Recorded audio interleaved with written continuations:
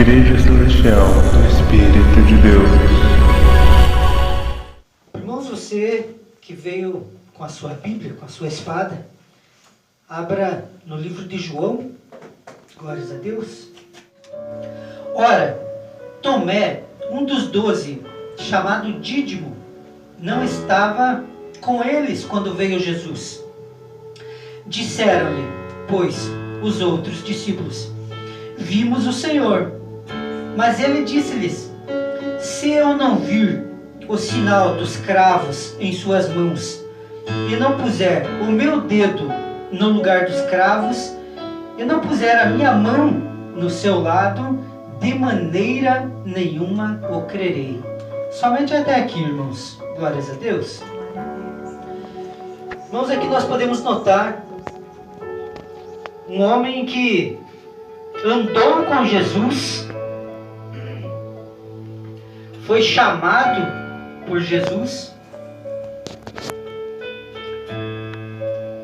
e era contado como um dos 12 discípulos, seguidores, apóstolos de Jesus.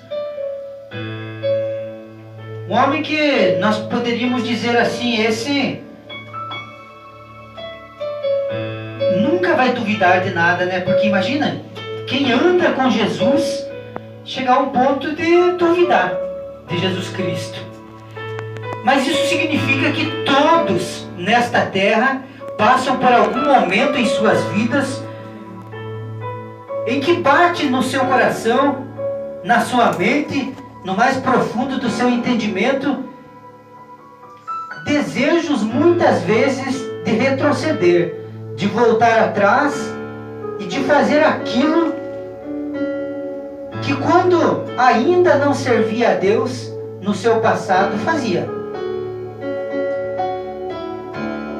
E quando nós vemos a fé de alguém sendo abalada, então nós devemos nos preocupar.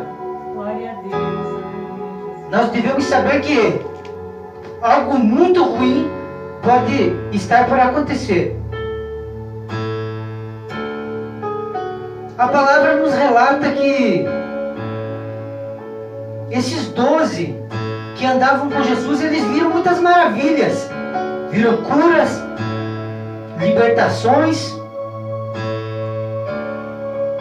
viram os cegos voltar a enxergar, paralíticos a se levantar e começar a andar. Viram sinais miraculosos acontecer. E talvez na tua vida você também já viu. No decorrer do teu caminho, da tua jornada para com Deus, muitos milagres já aconteceu na tua família, entre os teus entes queridos, e até na tua própria vida. Deus já fez muitos milagres, até mesmo para a sua conversão. Mas tem dias em que você acorda, parece que diferente, com vontade de parar, sem nenhum motivo aparente. E aqui a palavra nos relata que pela segunda vez, Jesus Cristo estava prestes a aparecer, depois que ele morreu, desceu até as profundezas do inferno, até as regiões baixas da terra, assim que a palavra nos diz, venceu o diabo, tirou a chave da morte da mão do Satanás e subiu. E então ele apareceu para alguns discípulos um pouquinho antes. Apareceu para Maria Madalena e para alguns outros discípulos. E esses então relataram para Tomé, dizendo: Tomé, nós vimos Jesus Cristo. Ele realmente ressuscitou como ele nos falou. E eles felizes por ter visto Jesus Cristo. Mas Tomé me sai com essas palavras aqui: olha, eu só acredito vendo mesmo. somente se eu ver as mãos dele furadas com os pregos, conforme puseram ele na cruz, e eu vi os pregos sendo colocados na mão dele, eu vi a lança sendo ali também perfurando a lateral de Jesus Cristo, todo o sangue dele derramado. Então, se eu colocar o meu dedo na mão dele e colocar a minha mão na lateral dele e sentir aqueles ferimentos e ver ele falando comigo, então eu crerei, senão não vou crer.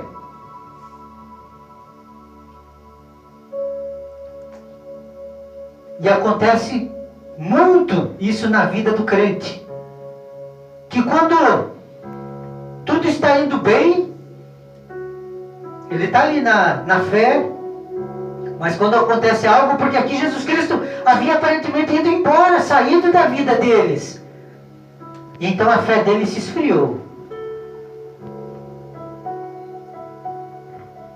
E ele disse, é só vendo mesmo. E então nesta segunda vez, após 8 dias, Jesus Cristo ter aparecido para os outros discípulos, estavam eles novamente dentro de uma casa, reunidos, porque a perseguição era grande, com as portas fechadas, e a palavra nos relata que Jesus Cristo apareceu entre eles, com as portas fechadas. Então já aconteceu um milagre, porque não se abriu a porta, Jesus Cristo apareceu. E quando Jesus Cristo aparece, aleluias, Jesus Cristo já olha para Tomé e diz, Tomé, vem até aqui, coloca teu dedo aqui nas minhas chagas. Aleluia, Senhor amado. Coloca tua mão aqui na minha lateral também, Tomé, para que você venha crer. Mas bendito é aquele que não precisa ver para crer. Glória a Deus. Você teve que ver para crer. Deus de maravilha. Mas bendito é aqueles que, sem ver, creem em mim. Então Tomé veio e colocou seu dedo, colocou sua mão.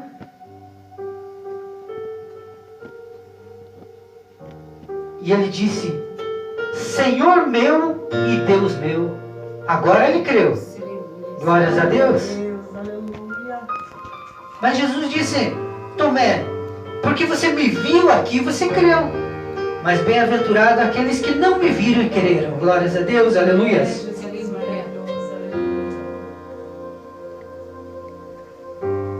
E então Jesus Cristo conversou com eles, orou com eles.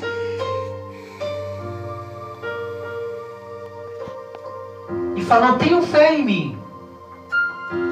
E Jesus Cristo saiu. A palavra nos diz que se passou mais alguns dias, e Jesus Cristo pela terceira vez apareceu para eles, agora de uma forma um pouco diferente. Esses homens que viviam com Jesus Cristo, que aprenderam a orar, a curar, a libertar, a falar do reino celestial,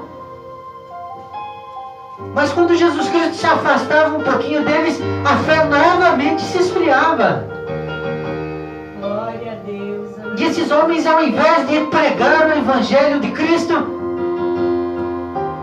numa tarde, resolveram ir pescar.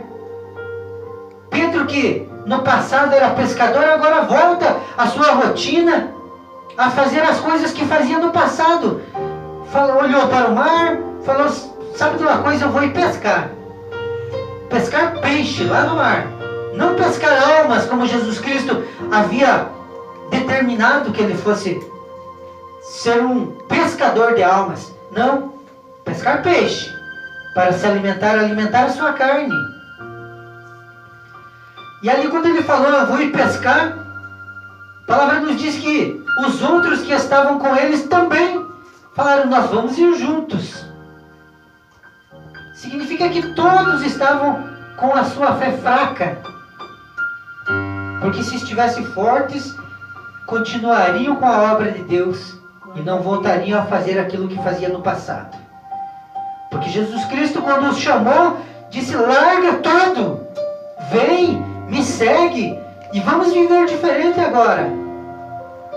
Vamos pregar o reino dos céus. Vamos fazer aquilo que Deus tem para que nós façamos. E vamos deixar a nossa vida de lado. E então todos eles foram pescar. A palavra nos diz que estava Pedro, Tomé também estava junto, Glória a Deus. Natanael, os 2 filhos de Zebedeu e mais 2 discípulos. Entraram no barco e foram pescar.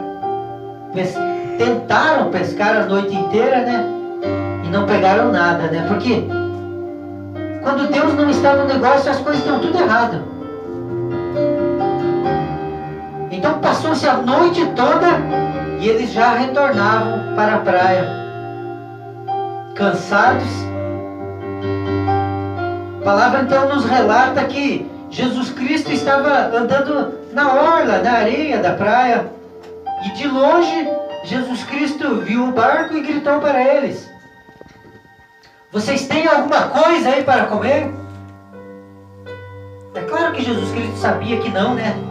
Porque Jesus Cristo é o dono do tempo, dos mares, dos ventos, dos peixes, e não deixou que os peixes se aproximassem do barco.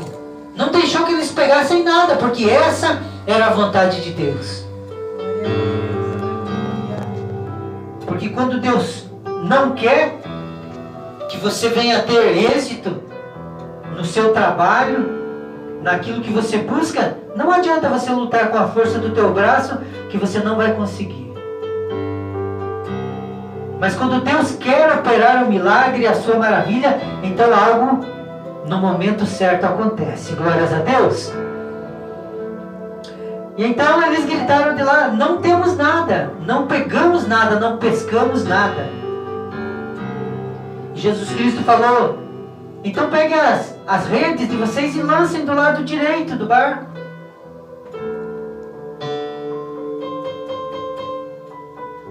E a palavra nos diz que entre eles estava aquele a quem Jesus amava, que era João. João era o mais sensível à voz do Espírito Santo. E João, quando ouviu, aleluias, a voz do Mestre, ele já reconheceu e falou: é Jesus que está falando conosco. Vamos lançar a rede. E lançaram a rede para o lado direito do barco. A palavra nos diz que foi lançar a rede e as redes se encheram de peixes. Glórias a Deus. Glória a Deus, aleluia. Pegaram 153 grandes peixes, não pequenos, mas grandes, enormes peixes. Glórias a Deus, aleluias. E Jesus falou: venham, pode vir agora.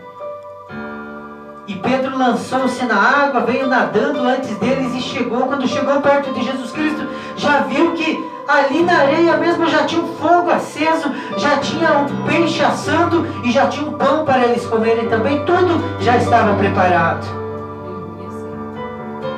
Glória a Deus. Significa que não interessa a situação que você está passando na tua vida, Deus vai prover o melhor para você.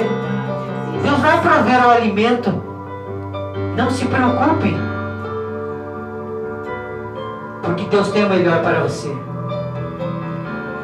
E então o barco veio vindo e Jesus Cristo falou para Pedro: pegue mais alguns peixes daqueles que vocês já pegaram ali e vamos assar aqui também. Colocaram, assaram, se alegraram, e a palavra nos diz que nenhum deles ousava a perguntar: quem és tu? Glória a Deus. Mas Deus vem nos falando nesta manhã que de muitas formas Deus se apresenta em nossas vidas. Muitas vezes, através de um irmão que você nunca viu na vida, o Senhor se apresenta para trazer um milagre para as tuas mãos. Porque quando Maria Madalena viu Jesus Cristo, ela também não reconheceu. Ela olhava para Jesus e não sabia que era Jesus. Quando esses apóstolos, os outros também olhavam para Jesus não reconheciam. Quando estavam os dois apóstolos também correndo a caminho de Emaús, e Jesus Cristo apareceu e conversava com eles, eles não reconheciam que era Jesus. E aqui também, quando Jesus de longe grita, os outros ouvem a voz, mas não reconhecem que é Jesus. E entre eles até alguns que vieram, viram o milagre acontecer, os 153 grandes peixes, e chegaram ali, viram o pão, o peixe assando. Até eles tinham vontade de perguntar: quem és tu? Porque eles não reconheciam que era Jesus. Porque Jesus agora estava diferente. Não era aquele Jesus que quando estava vivo em carne andava ao lado deles, e nem aquele que morreu na cruz, que estava muito machucado, ensanguentado. Não, porque se eles olhassem Jesus daquela forma, com aqueles ferimentos e as mãos furadas e ensanguentados, com a mesma face de que aquele que andava junto, logo eles reconheceriam. Mas a palavra nos diz que agora, depois que Jesus Cristo ressuscitou, ele já não era mais igual.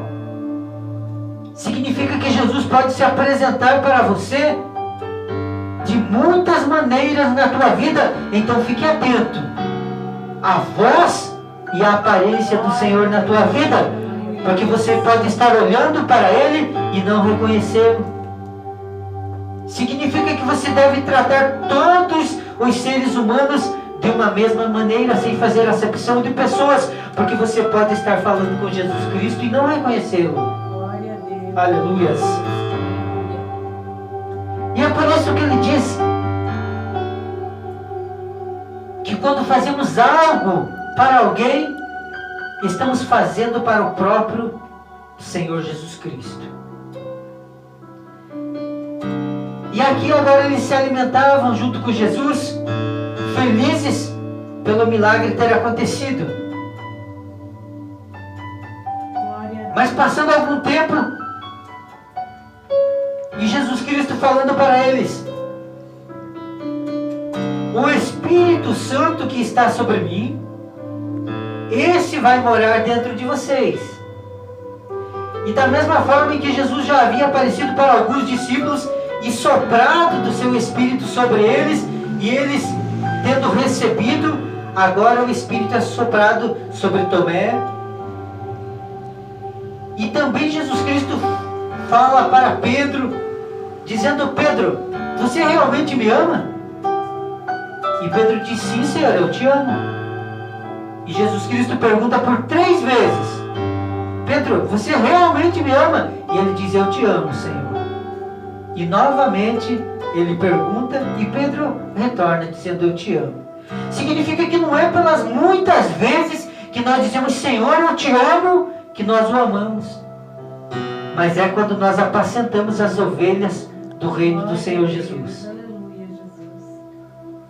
Quando nós falamos da palavra de Deus, quando nós lançamos as nossas redes e trazemos os peixes, significa nós trazermos as almas para a igreja. Nós temos amor, temos cuidado, temos carinho, sabendo que tudo o que fazemos não é para nós, mas é para agradar a Deus. E nós agradando a Deus, nós agradamos ao Espírito Santo de Deus e estamos garantindo o nosso lugar nas moradas celestiais. Glória a Deus. Aleluia, Jesus. E agora Pedro entende e diz: Senhor, eu vou fazer a tua vontade. É claro que ele ficou triste, né? Porque ele falava: Senhor, eu te amo, Senhor, eu te amo, Senhor, eu te amo. Mas lá no mais profundo do seu ser, ele sabia que ele não estava obedecendo à vontade de Deus.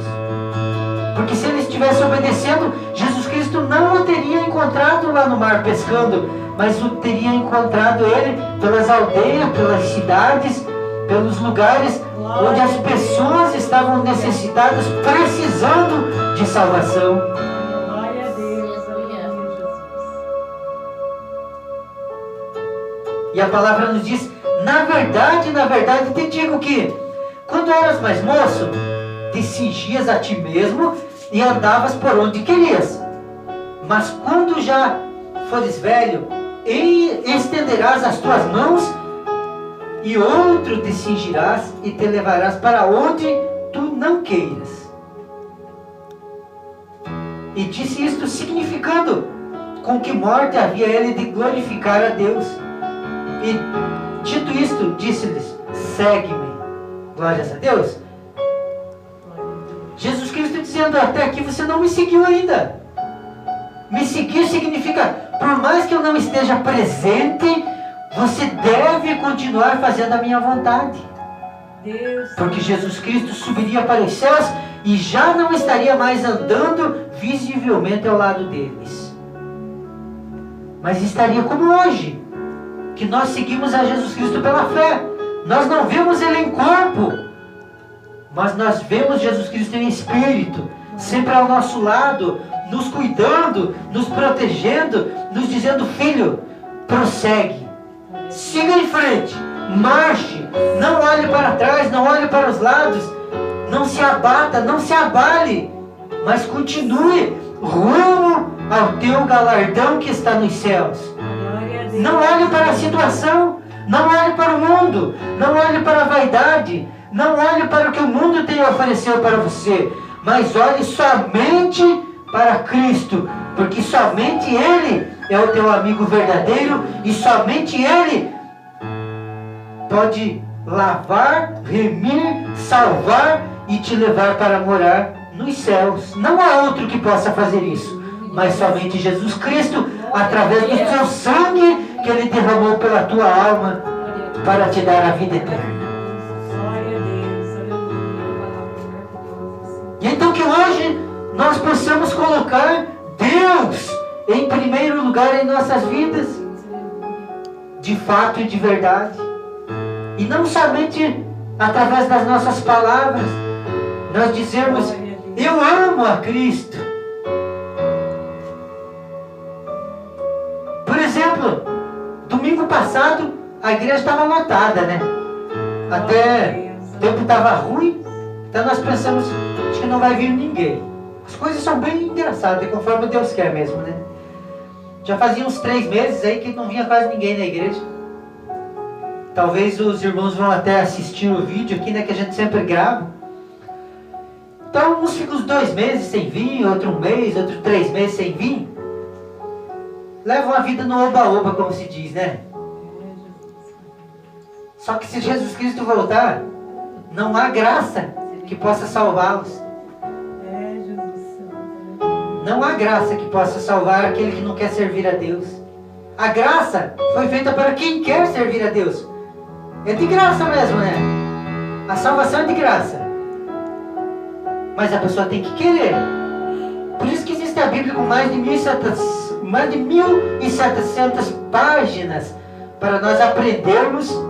Ou senão haveria apenas uma página dizendo: não precisa fazer nada e você está salvo. Precisa fazer e muito para Deus para ser salvo.